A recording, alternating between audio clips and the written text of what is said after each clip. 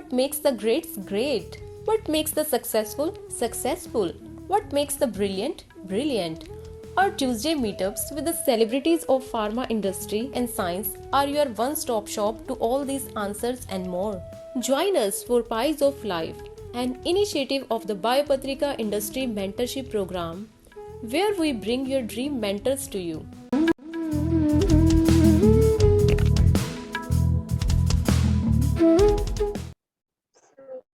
Firstly, before actually getting into it, we would like to welcome everybody who has joined us today from Teams Live. Actually, it's been remarked that the only way to discover the limits of the possible is to actually go beyond that into the impossible. This actually quintessentially captures the sum and substance of the work done by Professor Amitabha Bandyopadhyay, and being a top-tier ventilator in just 90 days has been the talk of the town. The speaker of the day, Professor Bandyopadhyay, pursued his doctoral studies at Albert Einstein Institute of Medicine in New York. Following this, he joined Professor Tabin's lab at Harvard Medical School for his postdoctoral research. He then joined the Faculty of Biological Sciences and Bioengineering at IIT Kanpur and has been associated with the institute ever since. Professor Bandyopadhyay is currently the Kent Chair for Entrepreneurship and Innovation at IIT Kanpur as well. We can't wait to listen to you from you, sir. Over to you.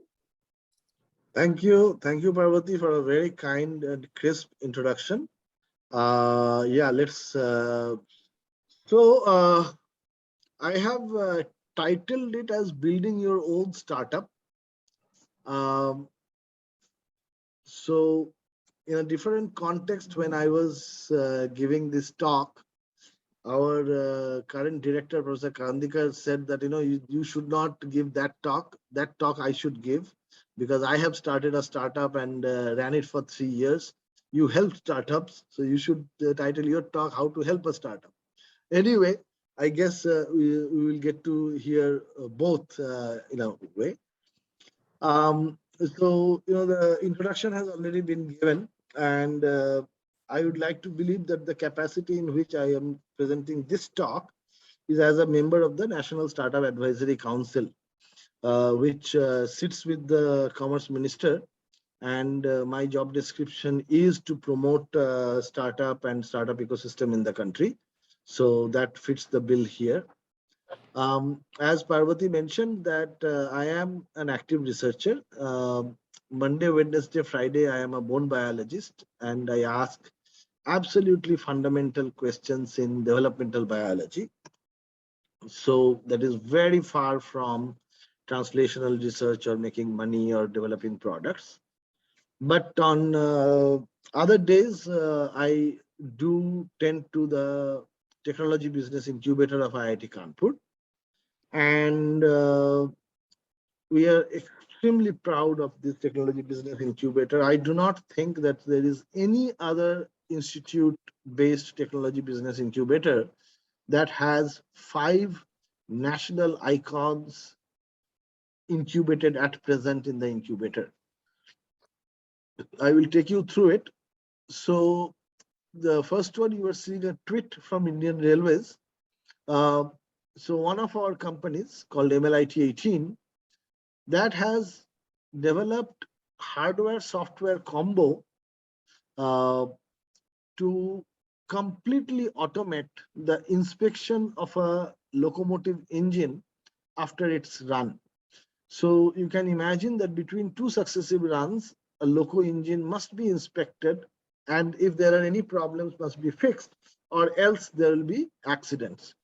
So MLIT 18 device that they have developed has completely automated this check. It is a 2500 point check. So you can imagine that humans can err, but this machine is functioning at 95% efficiency. Then you can see a tweet from our director, Professor Abhay Karandikar.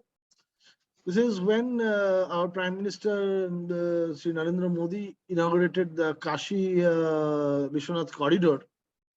And as part of the corridor, the government wanted that all the boats that ply on river Ganges in Varanasi and are powered by diesel engine, creating a lot of noise and like fume pollution, should be replaced by CNG. The only problem was that how would these boats be fueled by CNG? So we have a company called Aquafront Infrastructure Private Limited. They have this amazing ability to make very large floating structures. So they made world's first completely floating CNG pumping station on River Ganges in Varanasi. And there is no other company in the country that can do either this automation of railway inspection or this floating pumping station. Number 3 is Nokark Robotics. We will talk a lot about it, so I am not going to talk about it now. It is already iconic and synonymous with IIT Kanpur.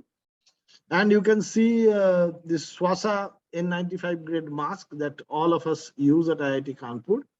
It is produced by one of our incubated companies, eSpin Nanotechnology. What Dr. Sandeep Patil does is his own PhD research conducted under the guidance of Professor Ashutosh Sharma is actually utilized to make these masks, and these are extremely popular masks in the country. And of course, there is Pool. We will talk about Pool also. And on the left-hand side, you see a large map of India with Mission Bharat O2. So we will be talking about one mission mode project, that is the ventilator project. But because of its success, we have subsequently taken up many such mission mode projects, including Mission Bharat O2, which was initiated during the second wave of COVID pandemic in India, when the entire country was suffering from lack of oxygen. I do not want to get into all the detail of what all we went through, but the fact is that in just 3 months, together with our startup companies, we created a very large number of oxygen plants and 2 companies that are making oxygen concentrators. So that has been our national footprint under Mission Bharat O2. And obviously, we are very proud of this ecosystem that has been created. Now, let me come into the talk that why are startups important? So, like if you start a new petrol pump in your neighborhood, will that be called a startup? The answer is no. A startup must bring a new, it has to be something new. And in most of the cases, because we are in a technology institute, it's a new technology. Why new technology? So it is going to tackle a challenge that has not been tackled so far. Therefore, by definition, it will create a new market. And because it is tackling a challenge that has not been tackled so far, so it will have direct impact. Like whether you are making medical devices or whether you are making a floating CNG pumping station or a completely automated railway loco inspection, this will all have direct impact. And of course, there is job opportunity. Job opportunity is a very important criteria. I am not showing you here.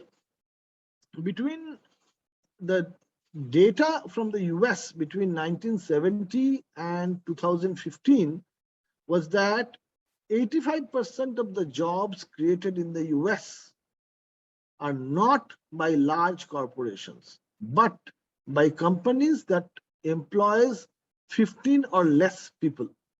So smaller business units per unit money invested employ more people. Similar analysis has been done by my good friend, Mr. Srikant Shastri, and I have stolen this slide from him. What he has done is that if you look at this first 2 brackets of companies, these are listed companies, okay, Nifty or 50 manufacturing, Nifty 50 services, and large number of companies have been surveyed.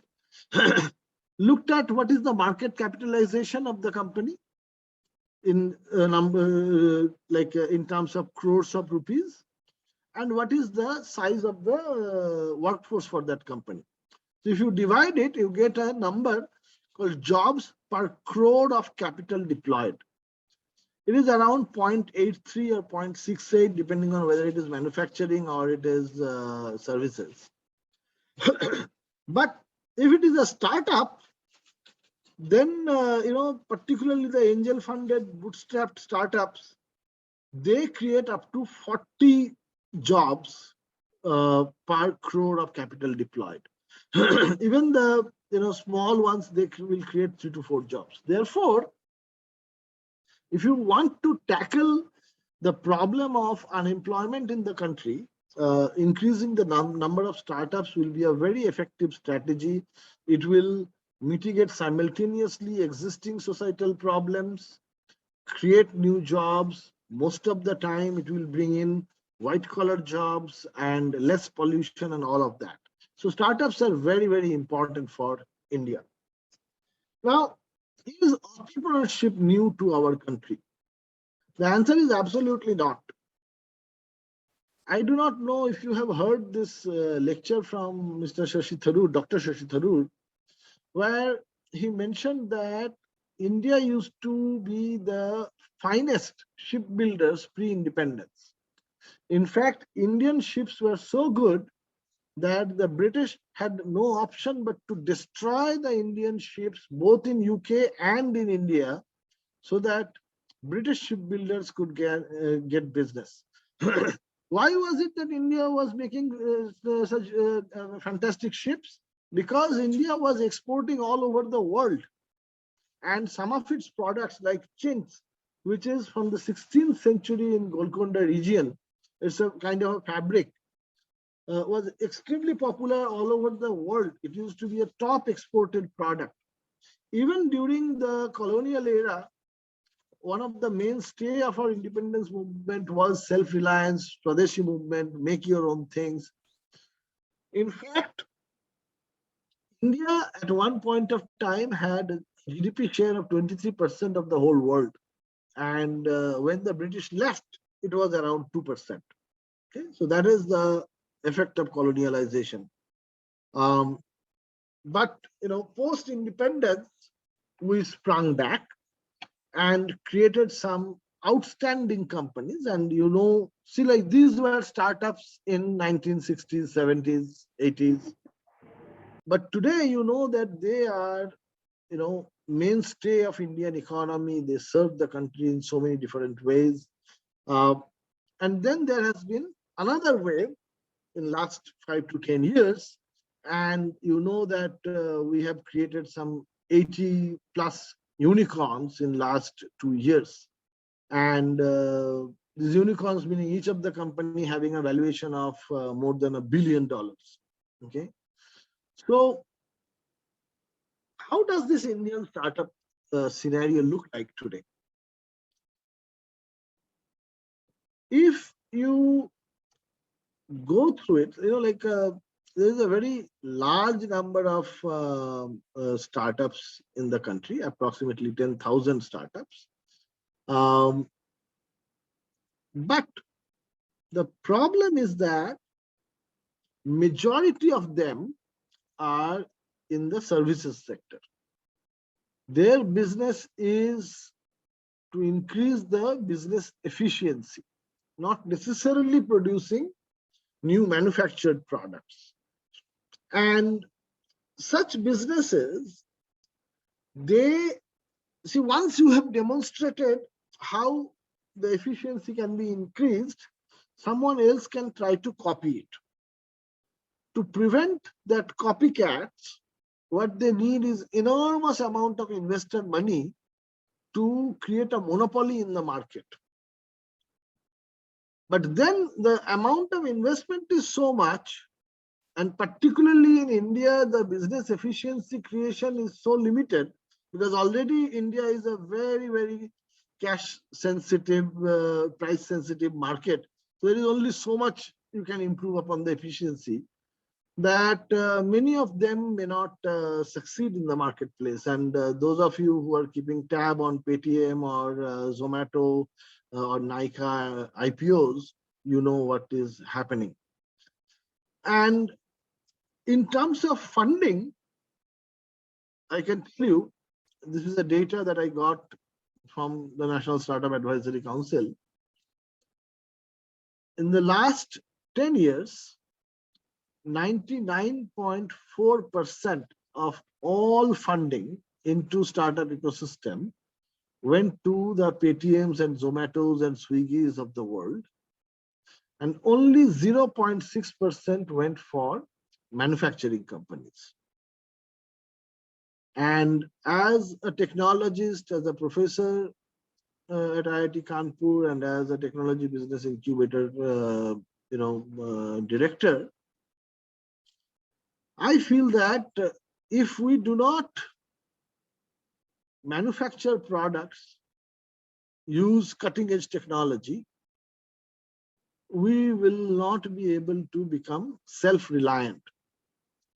This is pretty straightforward, like if you walk into a hospital, you will see that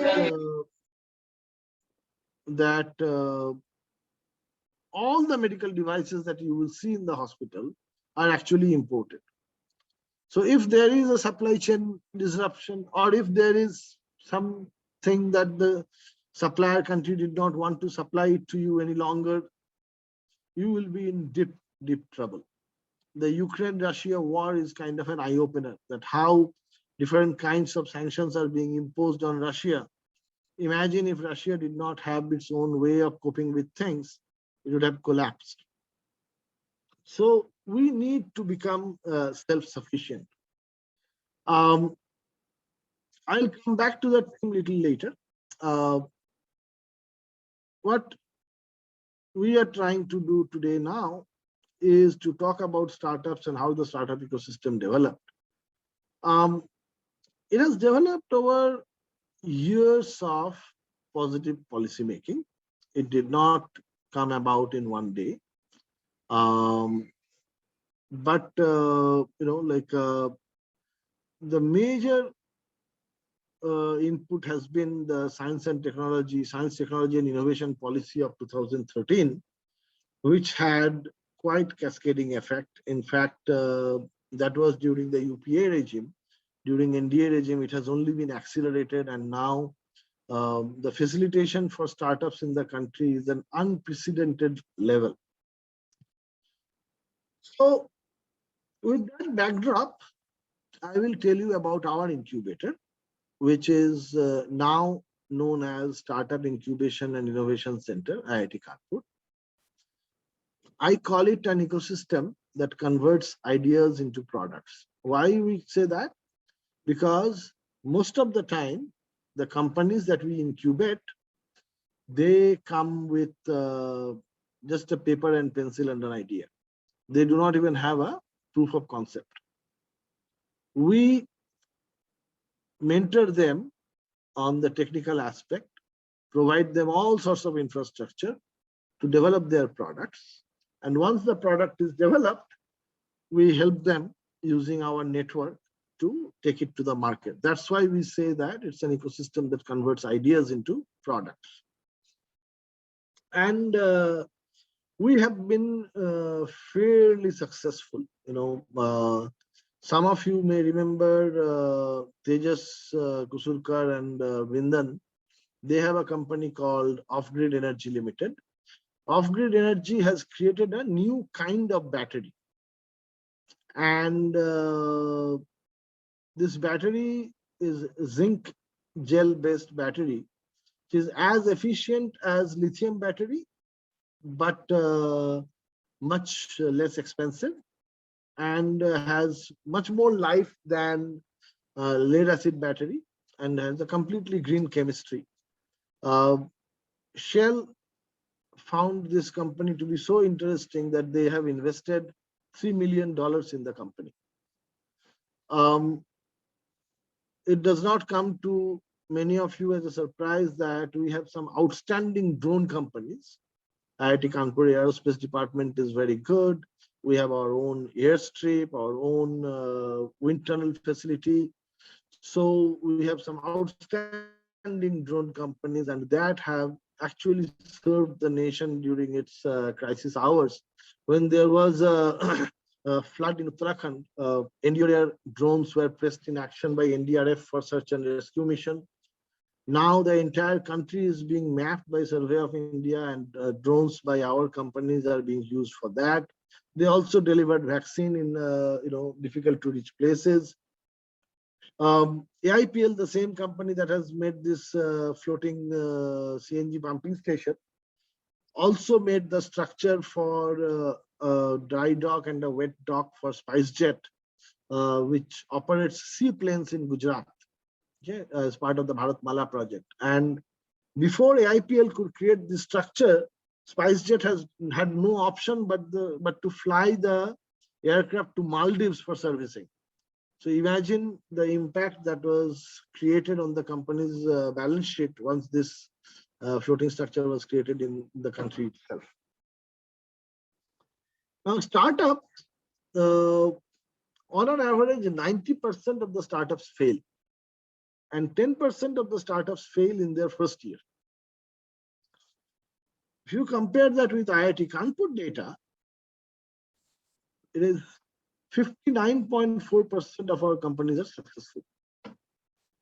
But when I say successful, I do not mean that they have become unicorn, but they have become successful businesses that can sustain itself beyond first 5 years, which the global data is, by this definition, only 10% companies succeed. Okay.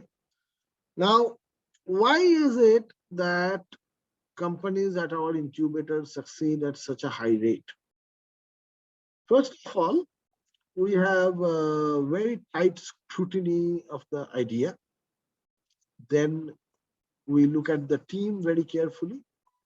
You would be surprised to know that of the very few companies that I have seen fail at our incubator, 2 of them failed because once the company started to earn revenue, the founding members started to fight with each other.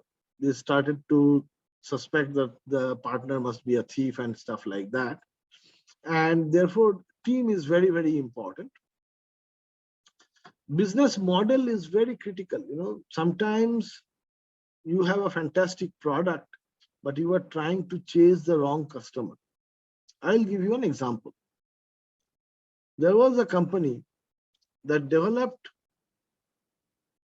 a strip-based assay system for assessing adulteration in milk. Now, my hunch would have been to perfect the technology and make it a consumer product, retail product, so that every consumer has it and they are empowered. They can choose, check whether their milk is good or not. But the company did not listen. They made the product for the dairy farmers. Now, these corporations, they have absolutely no interest in letting the world know whether they're selling adulterated product or not. So obviously, the product did not fly in the market. And there are many such examples. So therefore, business model is very, very critical, and that's where a very good team is important. I mean team at the incubator. And of course, execution. Without execution, everything falls apart. So I will explain 2 ideas and 2 companies. One is Nokark Robotics. Today, they are famous for ventilator project. But in 2017, when they started, they had a brilliant idea. See, India is expanding its solar power producing ability. Now, solar plants are always in desert areas. In the middle of the city or village, nobody would want to have a solar plant. Now, the moment it is in a desert area, there will be dust, and the dust will cover the solar panels.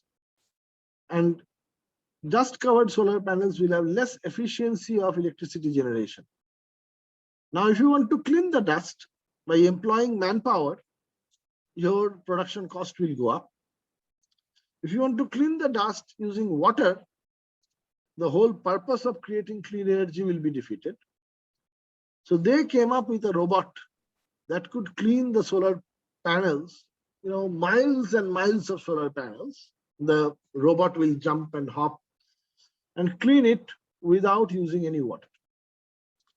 So you can imagine how powerful that idea was, and no wonder that they had some global players as their customer.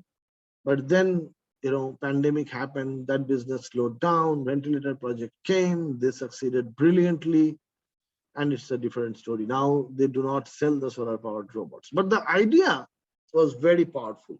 And the initial traction that they had, they raised 10 crore rupees from the market, proves that the idea was powerful. Pool, on the other hand, is at the other extreme of technology. Like these robots, a very high-end technology.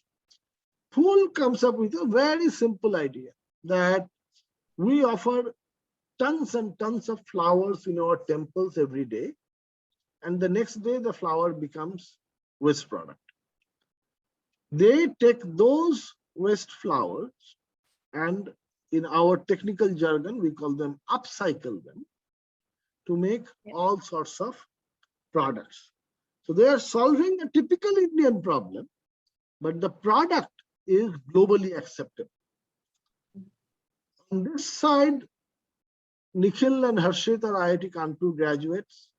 By the way, just as a matter of inspiration, I should tell you that in this robotics team, the electronics guru, Harshit, is basically a chemistry graduate from IIT Kanpur. But his command over electronics is better than many experts in electronics. So bottom line is, if you want to do it, you can do it. Ankit Agarwal is not even a technology guy. He is basically a business degree holder. But amazing ability to imagine and sell the product. The branding that Full has is absolutely out of this world. Like I would advise that you ask your families to buy Full product, and they will tell you what the packaging of Full is all about. I mean, all that they all had their business model perfected, and etc. etc. An execution plan, like a startup has the difference between a startup and an established industry is the nimbleness. Okay, the startup can very easily, get into a new business domain. Their business processes are not that well entrenched. So if a new opportunity presents, startups can grab that very fast. Okay, and that's where I will talk about the ventilator project, and I will tell you the story. I am not keeping time. Yeah. So can we have a couple of questions, because I know that the ventilator project is a big deal, and that's something that we definitely want to look at. Sure. But Sure. I think so. This whole session is basically, so that people can also ask you questions. Yeah. And Sure.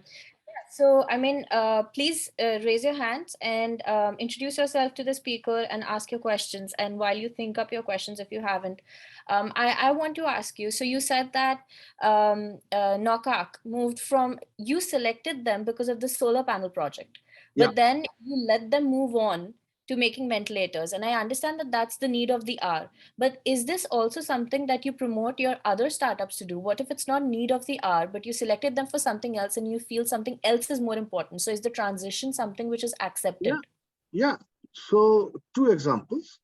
One, that Mission Bharat O2 oxygen plants were made by the same company that makes these floating structures. Okay, AIPL. So AIPL has nothing to do with oxygen plants, but they wanted to do it. We helped them do it. They solved a national problem. They made huge amount of money, and we sensed the business opportunity. They displayed eagerness. We judged their capability and our capability to help them, and they did. Another example. A company has, I don't know how many of you have seen a massive press release from IIT Kanpur that Professor Jayant Singh of chemical engineering, he has developed a very high quality soil testing device called Biopatrika. Okay. It's a handheld device. You just put the soil, it will tell you about everything about the soil. We have a startup company called Neopark that has also developed a soil testing device, but that price will be 20 times more than Jayant's price. So I know that that company will not be able to succeed. So what we are trying to do now is to understand what is the core competence of this team. Okay, like when you were detecting soil, like some of you who have been scientists, you know that you are solving a particular problem by using a set of techniques where you have skills. So if your problem is changed, where you can still use your same skill set, you will still be productive, right? So one of the things that we do is to understand the key skill sets of a company, and based on our collective judgment, we advise them, okay, by try this business. And if they listen to us, we cannot force them. If they listen to us, they can move on, and there have been very good success stories. Yeah, Virender. Yeah. So my question is slightly different. So you were like professor at IIT Kanpur, and now you are heading like incubation center and involved with different startups. So I wanted to know, like, what was it like that changed, or like that motivated you to like move from like doing research to something like this? Like, first of all, I have not abandoned research. My one manuscript is set to be communicated in another week's time. No, like, I will tell you a story. So there was this French general who was getting a guard of honor by the French army band, and the guy who was playing the drums thought that he recognized this general, and he thought that he used to be part of his band some 20 years back. So he very timidly asked the general that, didn't you used to play drum in my band 20 years back? So the general recognized him and smilingly said, didn't I used to drum well at that time? So the moral of the story is that whatever you do, if you do at the best of your ability, things will happen. Now, when I took up this job, it is not that I knew a whole lot of business or anything, but I knew that I will give my 100% for this. So I first build a team that will be very good. Then I chose very high quality startups, and my startups know, 104 of them today, they know that they can communicate to me any time of the day and they will get a response within 6 to 8 hours. And I would go out of my way to help them, get them connected, solve their problems, whatever it is. So it is basically, you do not have to be an expert of startup to help startups. What you need basically is common sense and a desire to help. That's it. Please introduce yourself first. Hi, sir. I'm Shruti. So my question is, so in the presentation, you were explaining that the amount of production startups that are getting funded is very low compared to startups like Paytm and so on. So is it that the number of startups are less, or people are not willing to invest on it depending on the risk involved? Yeah, very, very good question, Shruti. Yeah. So there is a strange dichotomy in India. If you look at the startup grants that are available, there are different government agencies. DST has a an organization called NSTDB. DBT has an organization called BIRAC. CSIR has an organization called DSIR, and so on and so forth. Majority of them fund hardware startups. There is no fund for software startups, other than one tiny one from Ministry of Electronics and Telecommunication. So, in other words, the government is encouraging people to make hardware, and our incubators are full of these kind of companies. Then they make the product. Now, when they want to make the actual product for selling in the market, when they have to scale up, imagine what will have to happen. You will have to have a land where you will have to erect a building, where you will have to procure, machineries for production. You will have to hire manpower.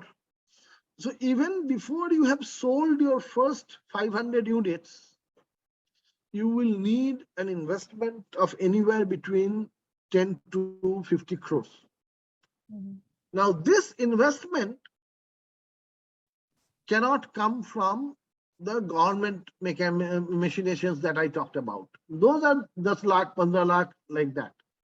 This needs to come from angel investors and venture capitalists, etc. Now, when they have a choice between a Paytm and this, the Paytm's valuation goes up, twofold, threefold every year. While these companies, they will grow organically, they will make products, they will sell it, make profit, roll it again. So their equity may not be sold anytime soon. Therefore, angels and VCs have very little interest in funding hardware startups. So as a member of the National Startup Advisory Council, that is my agenda, to provide a bridge support for manufacturing startups. I have presented data to the government that how a bridge support can be a force multiplier.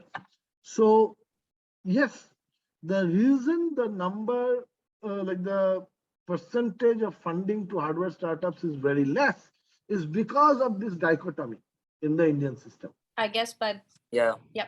I was having the same question as Shruti, but I am having another question. Like in your presentation, sir, we can see that the science, innovation, and technology policy has been implemented in 2000s as well, before 2013.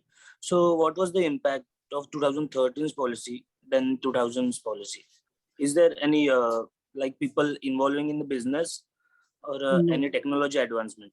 No, it is not. It is just the time for it did not come in 2000. Our incubator was also started in 2000. At government's encouragement, our then director, Professor Sanjay Dhande, went to Israel, understood the startup ecosystem, came back. In those days, in 2000, he raised 5 crore rupees to start the incubator. It is not at all a small job. But number of startups were only ones in twos. Okay, because getting job was still the moksha. So now that the number of jobs are dwindling, some startups are doing fantastically well. Now it will get even better that now the Shark Tank is popularizing the concept. So the momentum did not catch on in those days. Also, the design of the policy and implementation was not very good. That design was changed in 2013 policy. Like, I will give you an example, you will understand. I chair the startup policy of UP government. Okay, so I also select the startups for UP government. Now, once the startup has been selected, the fund to be released is by the government, which takes 3 to 6 months, sometimes even more. On the other hand, all these other funds that I talked about, BIRAC fund or DST fund, and CSIR fund, those funds are already with the incubator. We select a company today, we release the fund within a week's time. Okay. So this makes a huge difference, because an idea which is good cannot lie idle. So between the selection of the idea and funding, if it takes 6 months, then the idea is as good as dead. That is just one example. There are many other facets, okay? Facilitation, legal compliance, like continuously the legal framework is being changed. Earlier, startups, if they made slightest of mistakes, they would be treated at par with any established business which can afford some $1 million attorneys. Otherwise, they will be sent to jail. So those has also changed. So conducive environment has been created. I would not, say that that happened overnight. It is experimentation, mistakes, learning from the mistakes. But at least I will have to give the governments the credit that they learned from the mistakes and made changes. Hello, sir. I'm Vikram Gujar. I'm a postdoctoral fellow at Northwestern University, Chicago. So my question is, like you mentioned about all these startups which are really successful, but I'm sure you might have also seen a lot of startup which failed. So in your opinion, what are the qualities startup should have to become a successful? And at the same time, what startup should not do? I mean, what are the things which leads to their failure? Yeah. So the data says that if you are incubated in a good incubator, your success probability goes up by 5-fold. Number one. Okay. Now, what does the incubator bring to the table? Other than being a post office for government money, it also brings in people with enormous experience. See, I may not have started a company of my own, but by now I have judged, nurtured, rejected some 1,000 companies, right? So I can now tell, just by talking to someone for 5 minutes, that whether the person knows what he's talking about or not. And that's where the problem comes, that there will be companies having outstanding product, idea. They will fail because they will not listen to anybody else. We call them non-mentorable companies. That is a very, very critical aspect. Second, as I said, that most companies failed because of feud between promoters. Therefore, that has to be taken care of right in the beginning through legal instrument. There is a promoters agreement that you can sign and stuff like that. The other is that, one of our startups was selected under Forbes 30 under 30. Startup that started almost at the same time is now becoming a unicorn, same domain. This startup also had the same capacity, but they chose the shortcut. They lied, fudged their book, stole money for themselves instead of pumping that into the company. And that's it, company finished. So a startup will have to be extremely careful, honest. Dishonest startups will rarely succeed because you are working with people's money and people will have hawk's eye on you. Okay. You know what happened to Theranos, right? Despite all the pomp and show and everything, eventually the lady went to jail, right? So honesty and integrity is very, very important. Mentorability is very, very important. Being smart does not hurt, but it is not prerequisite. Having the best product in the market does not hurt, but that is not the only requisite. A good product whose time has come, whose demand is there.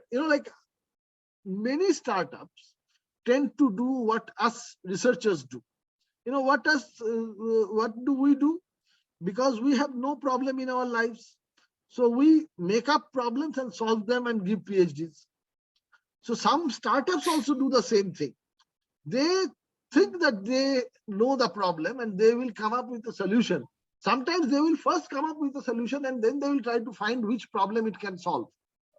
So that is an absolutely ridiculous way of doing it. If you want to start up, please get your hand and feet wet. Go out in the market, survey, spend 6 months here, identify the problem that you want to solve.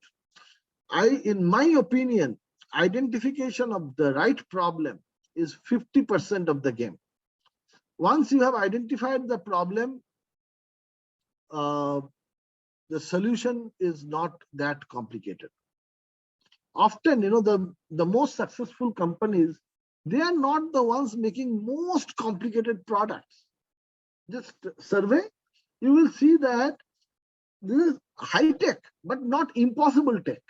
It is just that they are targeting the right kind of problems. Thank you, sir. We'll take Charu, yeah, please go ahead. Yeah. So I was just saying that we'll take one final question from the chat box. So Prateek says, thank you for your eye-opening presentation, sir. What is the #1 question that budding entrepreneurs have for you? That is where the problem is. Every entrepreneur, after I interview them, they said, "Paisa kab milega? When do I get the money?" That is the absolutely wrong question to ask. Okay, they should be asking, we are still not there. Just today I had our group meeting and I scolded everybody. So I have 104 companies, right?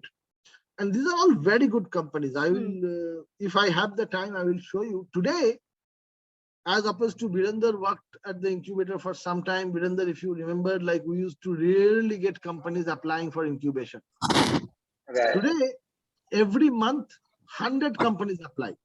And we choose 3 to 4 at max. Okay. So we have very high quality startups. Now, every high quality startup at IIT Kanpur, they are very skilled in a couple of technologies. But so is every other 103. Now, imagine that if all of them are in the campus, going for coffee together, having lunch together, chatting, playing tennis together, they will discuss about their companies, their businesses, their technologies. There will be infusion, crosstalk. And that's where the new technologies, new products will come out, which nobody will be able to bridge. And this is what is not happening. The startups are not asking me that what are the different ways IIT Kanpur can help me. These are the ways IIT Kanpur can help. So that question is not being asked, Pratik, unfortunately. So thank you, sir, for answering our questions. I know that we have a couple more questions, but before that, Shruti has an exciting rapid fire round. So okay. I'll hand it over to Shruti now. Hi, sir. Let's begin with the rapid fire round. Sure. So, what is that one startup that was incubated in IIT Kanpur, which was truly outstanding or very rare to find, according to just one startup? Cool. He came to me and said, "This is my idea. I would like to get incubated." I was so convinced. I broke every single rule in the book and got him incubated within 24 hours. And today they are a national icon. They raised money from none other than Alia Bhatt, and that company is going to go IPO. Wow, great. So, what are the top 3 factors that can cause maximum failure of the startup? I mean, 90% of startup that you mentioned. So, yeah. I mean, what are the top 3? Arrogance, misplaced self-confidence. Self-confidence is very important, but misplaced self-confidence is a problem. And dishonesty. Okay. Okay. So, what are your hobbies when you're not working? I wish I had that time when I was not working. It is 9:21 and I am presenting a seminar. And I have to write a letter after this is done. I have to have dinner and then write a letter. So if I had time, I would be doing photography. Oh, great. Okay. Okay. So, do you agree that pursuing a degree like MBA, which is, do you think it's important to understand the business model and to raise funds? Because, you know, it has some fancy terminologies, which is quite required for the funding. So, do you think that education in the field of MBA something is required for the startup? Okay, so I would request you to please follow me on Twitter if you can. There Okay. is a company that I promote a lot called LCB Fertilizers. This is from a village in near Gorakhpur, and they have developed a biofertilizer. The guy is not from any top-notch school or anything, but and no MBA, but his gut feeling, that I have to sell fertilizer, so I do not want a 35,000 rupee marketing person. I want a 12,000 rupee marketing person who is in the village, knows the farmers. So that is what is needed. Like in my book, MBA, Harvard, MIT, IIT, the key to their success is these are fantastic clubs. Your peers, and more importantly, your seniors and their parents are such well-placed people that you get an extra advantage in the career graph, but not necessarily for your business. So in a business also they support because of the ecosystem support. But I do not think that they can teach you business at MBA. They can teach you how to, like dress it up. But the real skills come from experience. Great. So last question. So according to you, what is the most important pillar for a successful startup? Identification of the right problem to solve. Great. Thank you so much, sir. It was a pleasure talking to you. Gained a lot of insights. Thank you. So, I will elaborate and then I will move into the ventilator project story. You see, as I said, that as scientists, we most of the time we solve problems that do not exist. Okay, we create our own problems and then solve them. Same is the case with the startups. Who are starting up in India?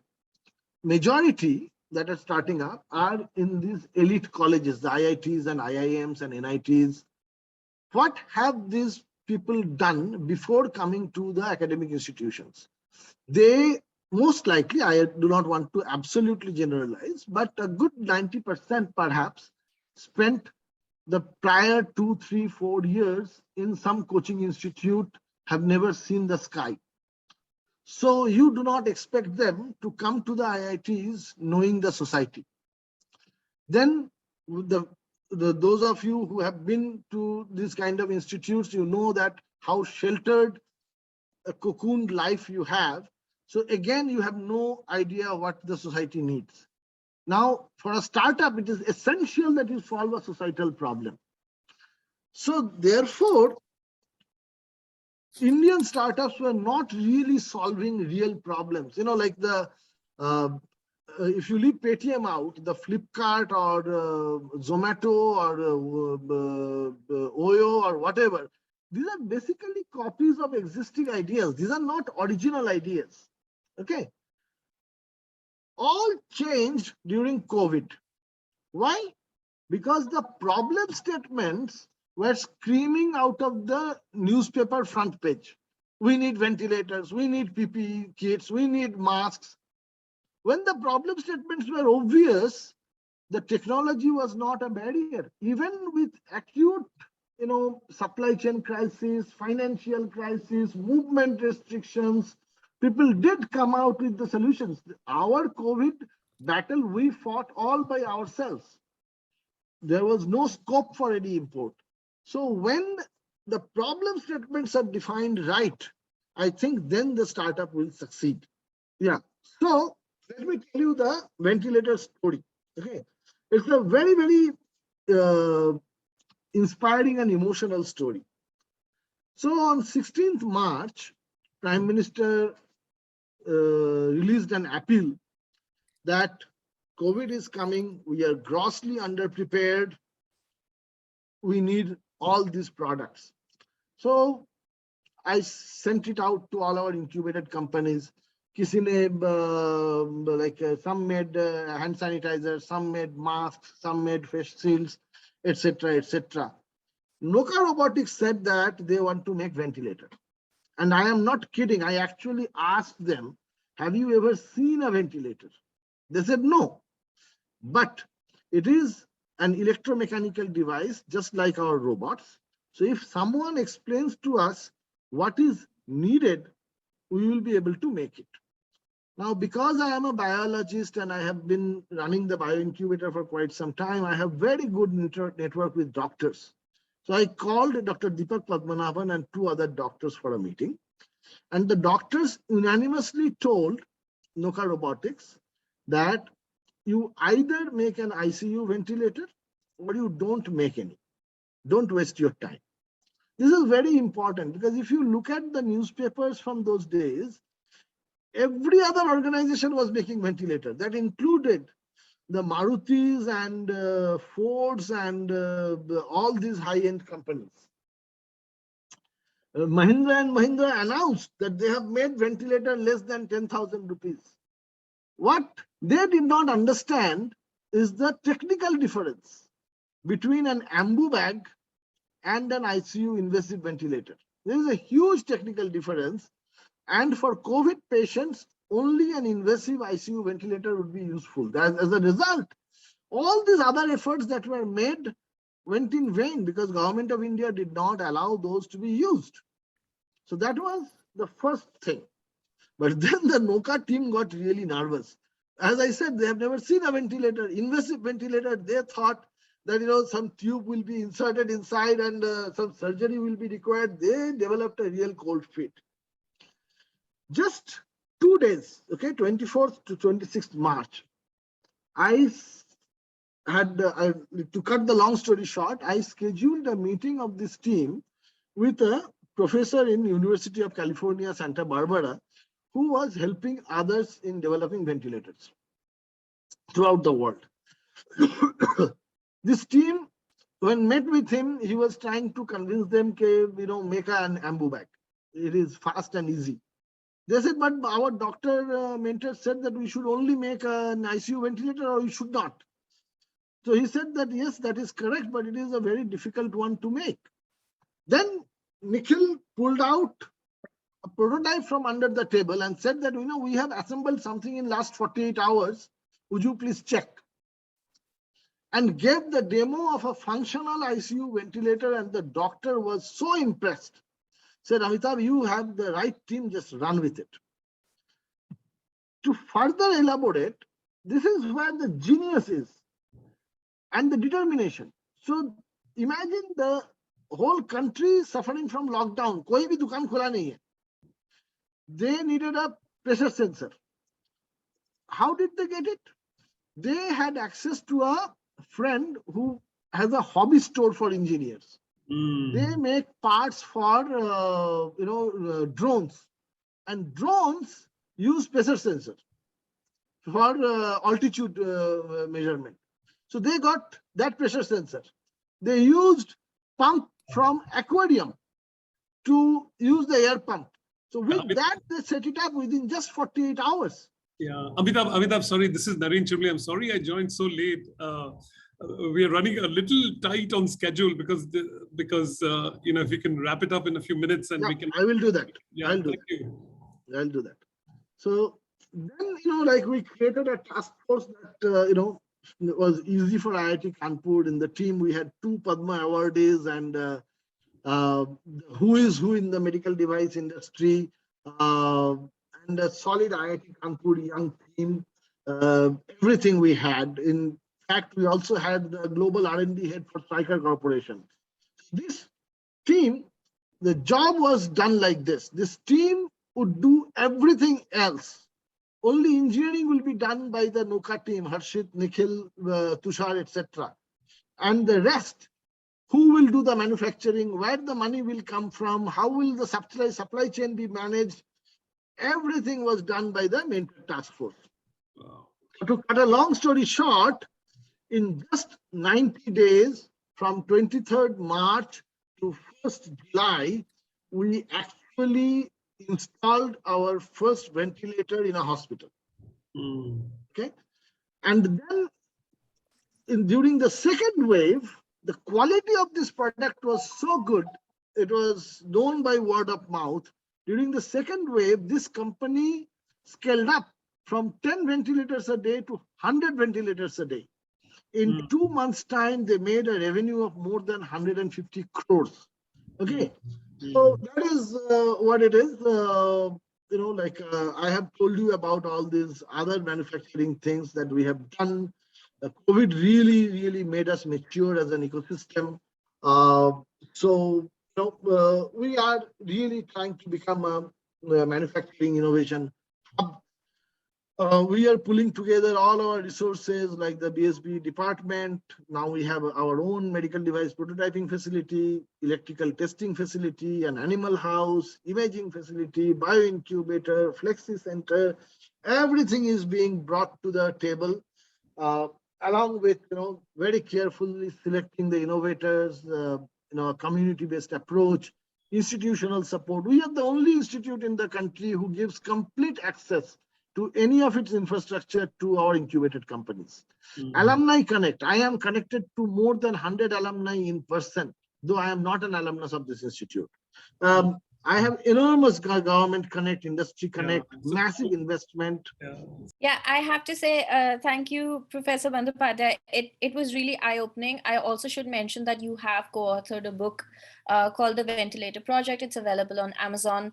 And I think it has rave reviews. And I feel like that is somewhere where people can get inspired. It's certainly a big deal that an Indian institute has the capacity to, and as far as I know, you even pay the people who come to be incubated in your cells. So it's not like people have to live in poverty or they have to start from scratch. So there's a lot of support, there's a lot of effort behind it. And if it's all right, then I will write your email address in case someone has a brilliant idea or wants to get in touch with IIT Kanpur. They have a great website as well. You can go over there, you can look at it. And I am beyond happy with all the success stories, and especially like it's such a proud feeling because it's also my alma mater. So I feel so those goosebumps that you get when you hear the national anthem, and that's kind of what I felt when you were describing all of these amazing projects. And I hope that everybody else has also gotten inspired. Go join IIT Kanpur, or at least visit IIT Kanpur and look at the great work that these people are doing. Thank you, Professor Bandyopadhyay, and to everybody who attended the session. I'm going to put his email in the chat box or in our group later on, and he's agreed. So please bombard him with questions, and maybe you get incubated. Thank you. Thank you, everyone. We'll see you all next week.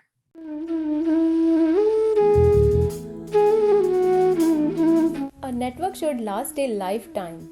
Let us help you create lasting professional relationships with our world-class mentors through the Biopatrika Industry Mentorship Program.